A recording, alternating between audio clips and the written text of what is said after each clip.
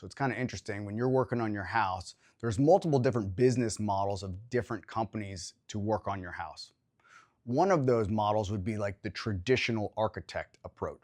The traditional architect approach would be then the homeowner, client, could go contract with an architect that would design out all the different plans. Their process to design out those plans could be based on their actual model of laying it out. Maybe there's multiple designs and narrowing that design down. Once you get that design narrowed down, then you start interviewing builders. And you might interview multiple builders and they give you bids on those plans. And then separately, homeowner, client would contract with that contractor, the builder, to go build and execute that plan. So you have two separate contracts that you would work on. The pro to that is then you can control the design and that contract, and you could control the build in that aspect. The con is a lot of times that can go over budget because you're not doing budget check-ins along the design process. You have to get the design and the drawings to a certain point that there's enough information for a contract to bid on that project. A lot of times you have to wait to get the drawings to the point where the contractor has enough information and detail to bid on those drawings. So once it gets there, it might be over budget and therefore you need to go back and redesign. And so sometimes that's a lot of back and forth and can cause the project to go over budget.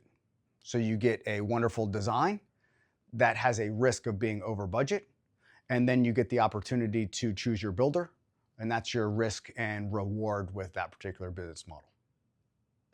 Another business model that you find is the kitchen and bath specialist.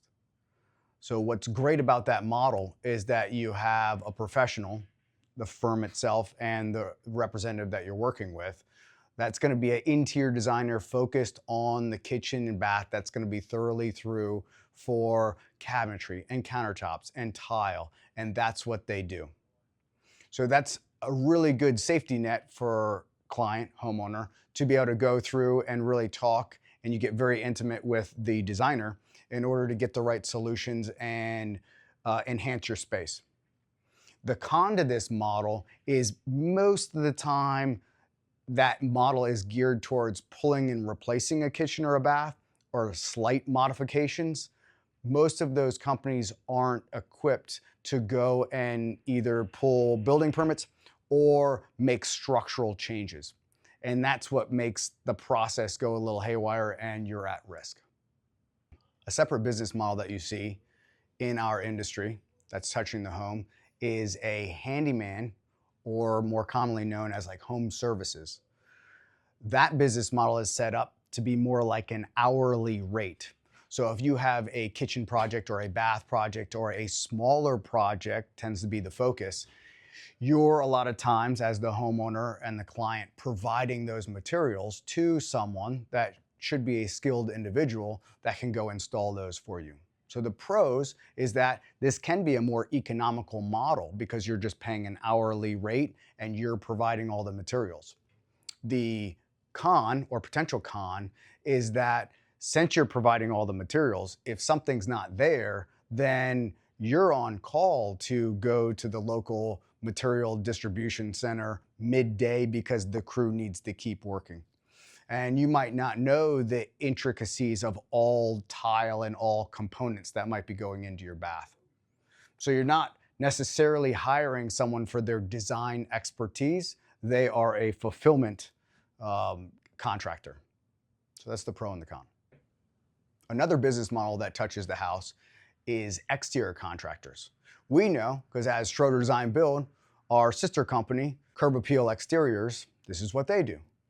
Our main focus over there, and just like the other exterior remodelers, is mainly product replacement. So not a ton of structural work, still trying to look at the exterior of the house and all the components and try to make that as pretty as possible to still fit within all of our clients' budgets. But the purpose is for product replacement. That could be windows, that could be siding, roofing, gutters, doors, things like that. And then the final business model that touches a home is going to be your design build business model. That's what we are, so we're a little biased to that. It's going to be closest to your traditional architect builder model in a sense that it's the most robust of all of the offerings. So from a services standpoint, you get to interview different design build companies that may suit your needs, and the services that would include all the design aspect. And a lot of times that's for any type of addition or structural changes. Then you need the architectural side and the structural component.